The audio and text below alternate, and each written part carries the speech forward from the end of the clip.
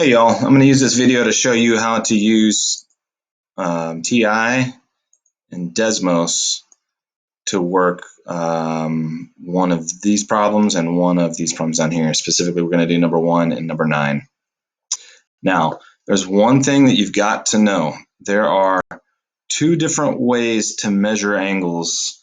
One is called degrees, which you're familiar with, and another one's called radians, which you're probably not familiar with. You can think of it as just different. You can measure length in feet or inches or meters or whatever. Lots of different ways to measure length. So you can just think of degrees and radians as different units. You don't need to know what radians are for this, but you do need to know how to make sure that your calculator is calculating in the right way. So the first thing we need to do is go to mode. And if you notice right here, radians is highlighted, degrees is not. So what we are going to need to do is come down, highlight degrees, and hit enter. And now you can see the degrees is highlighted and radians is not. So you've got to tell your calculator to measure in degrees and not radians. Okay. So the first thing, and that's what today's meme is about. When you discover your calculator is in radians the whole time, if it's in radians and you want degrees, you're going to be getting wrong answers. Just like if you were wanting feet, but you were calculating in miles, you're going to get the wrong answer. There's a way to convert. Again, you'll learn that in a different class. Not worried about it today. We just need to be in degrees. So today's practice here, sides and angles. You open that, and you're going to have to be patient with me. My computer's kind of slow. So we're going to look at number 1. The very first thing that we need to do is to figure out what sides we have in relationship to this angle. So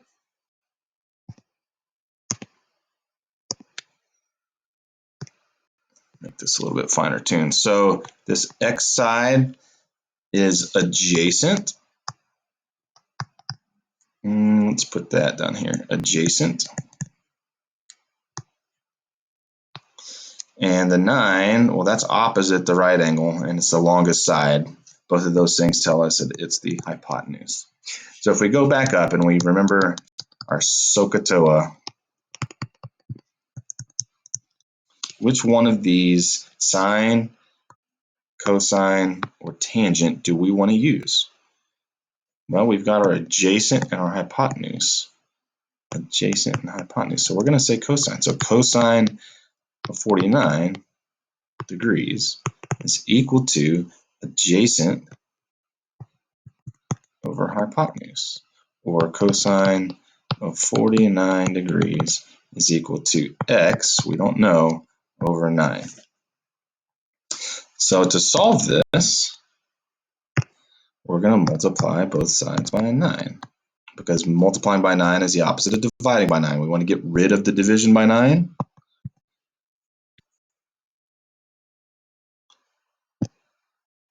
Go away, emails. And now we've got 9 times the cosine of 49 degrees is equal to x. All right, so now we can go over to our TI. I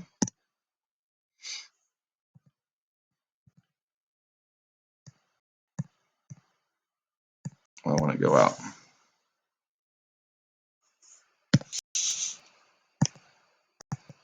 There we go. And so we want to figure out what is 9 times the cosine of 49.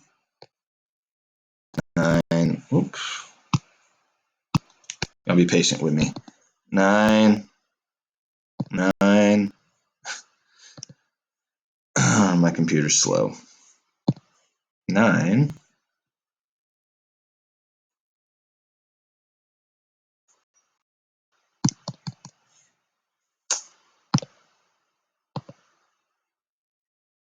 Oh my gosh. Patient with me.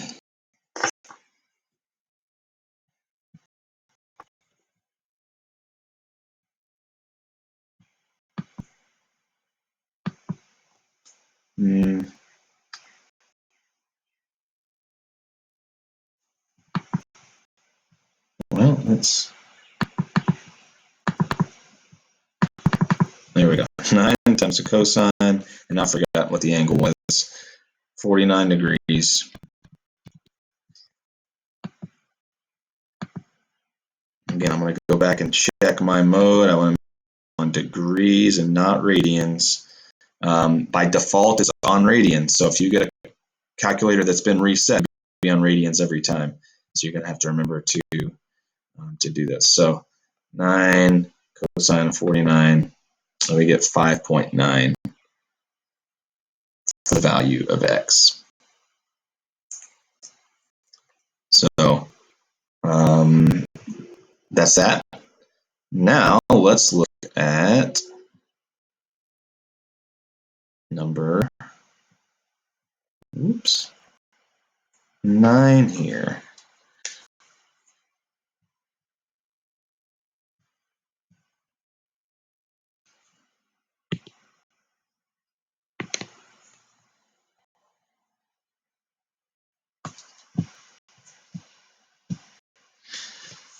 I'm going to zoom in here just a little bit.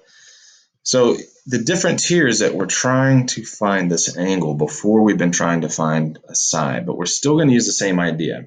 We're still going to use those trigonometric ratios of SOHCAHTOA. Okay. In this particular example, we can use any of the three because we're given all three sides. We're given the opposite side, we're given the adjacent side, and we're given the hypotenuse. So it doesn't matter which one we use. I'm going to pick this one because it comes first.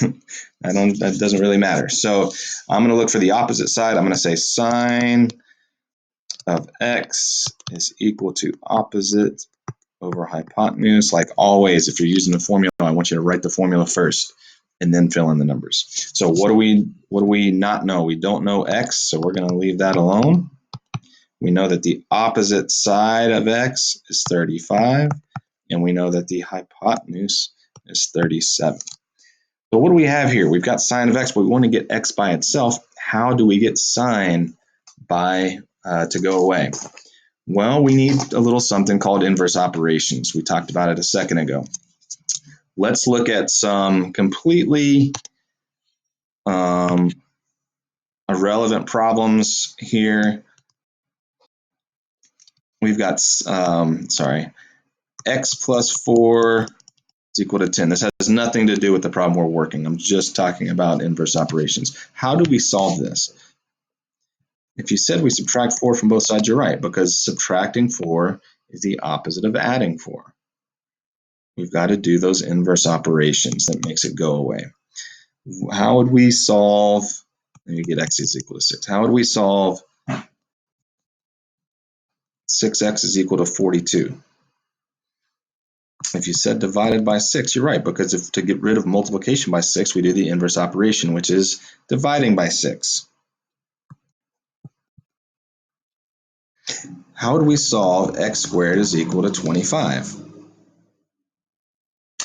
If you said take the square root of both sides, you are correct, because opposite of squaring. To get rid of the squaring, we would take the square root. These two things cancel each other out.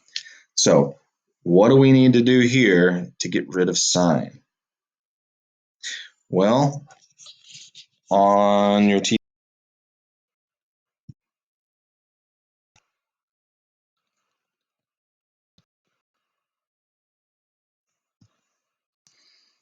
if you look right behind the sine button, it says sine -1. That's not an exponent. That -1 just means opposite. So we'll talk about inverse operations, inverse functions, use that -1 up where the exponent usually is. But again, that's not, that just means right there, sine of -1, just means sine. If we go over to Desmos and pull up their keyboard and go to functions, this is where you got sine and this is where you've got sine and cosine and tangent. But then you also have these over here, the -1, -1, -1. That just means opposite of sine, opposite of cosine, opposite of tangent. Okay, so going back to our problem, How do we get rid of it? Well, we're going to take sine inverse on both sides. Remember, whatever you do to one side, you got to do to the other.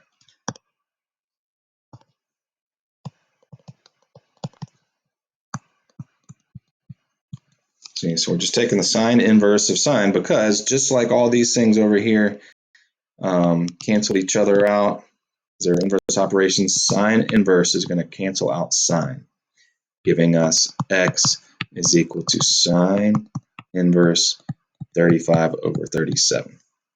Okay, so let's go back and look at, we'll do it with the TI first. So to get that sine inverse, we got to go to second sine inverse. Use my mouse for this. Better.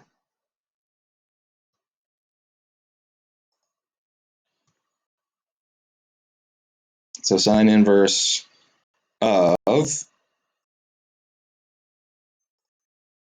35 over 37.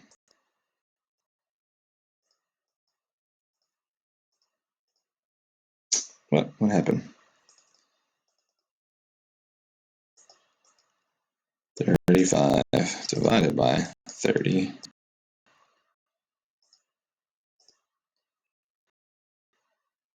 And it tells us that sine inverse of 35 over 37 is 71. So let's go back over here. So now x is approximately equal to 71 degrees because we are rounding, so it's approximately equal, right? And that's it. That's how you find the inverse. Now let's look at it on Desmos. So I showed you how on the TI to make sure that you go to mode and change it in degrees. It's default as radians. Same idea for Desmos. We've got to go to Desmos settings.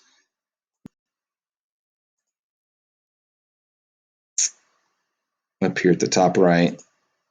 Look, radians and degrees, and the default is radians again. So you've got to manually go in and change to degrees. So we're going to go to degrees. You can actually type this in as sine, and then the up caret, and then -1 like an exponent, or you can just do it this way, 35 divided by 37. Look, same thing, 71 degrees. Notice that your instructions did say to the nearest degree, so we're going to look at your instructions for what to round to. Now, just to show you, if you get a weird angle or a weird answer that just doesn't seem right, so what I've done here is I've switched it to radians. Let's see what we get. I mean, it's not always strange. You won't always know. You need to double check and make sure that it is what it is. But sometimes you just get an answer and you're like, I don't know if that makes sense. If you get that, you may want to double check.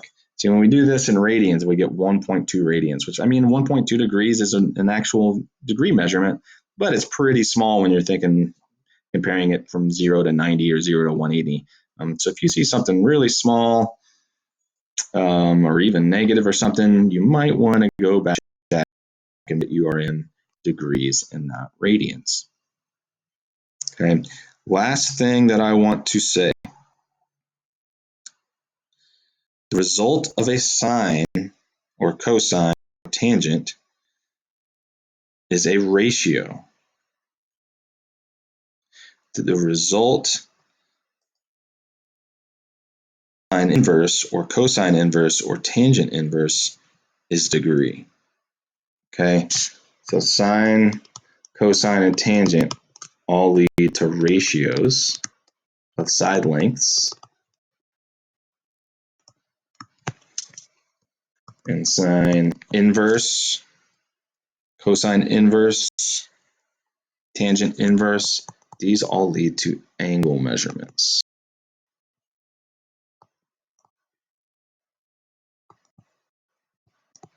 Okay, so just keep that in mind. If you're trying to get an angle, you're probably going to be using sine inverse or cosine inverse. If you're trying to get a side length, you're probably going to be using sine, cosine, or tangent.